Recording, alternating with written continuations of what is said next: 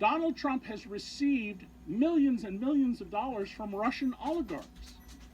One of his sons has said, oh yeah, they're one of the biggest sources of money that we have. I don't know how many of you saw, but there was a really terrific, well-done story in the New York Times a few days ago about all the people who are enemies of Putin, either oligarchs or journalists, who've been murdered. And down in the story was this little line that the Duma had passed a law so that Putin could kill people outside the country.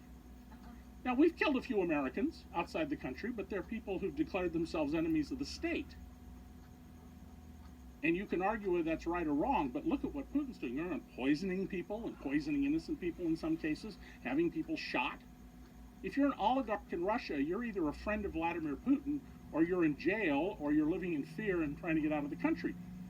Donald Trump keeps advancing Vladimir Putin's objective: weaken or destroy NATO. Imagine what would have happened if we had had George W. Bush saying, hey, you know, we should just weaken NATO. The trouble he would be in over this. The most important thing, and the reason I wrote this book, is that Donald Trump is a master at a couple of things. He is a master at setting up business deals in which he puts up no money. He never had a dollar invested in Atlantic City.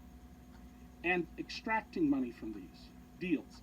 That's why his Atlantic City casino business was among the first to fail.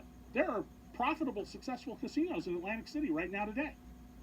But Trump's name will disappear on October 10th from the last casino because he had badly run places, and instead of investing in the business and growing the business and doing what, and I'm somebody who has co-founded a little business, peanut business, but 25 workers. We reinvest in the business so it keeps growing to create wealth. Donald Trump, pull money out as fast as you can. Pay no attention to the welfare of the business. Just get cash. When Donald Trump filed bankruptcy and stiffed all these contractors, some of whom their businesses failed, many of whom for years struggled to keep the doors open because they felt an obligation to their employees, Donald demanded big, huge fees be paid to him during the bankruptcy, or he would tie them up in litigation. And so they paid him. Until in the fourth bankruptcy, they paid him to go away.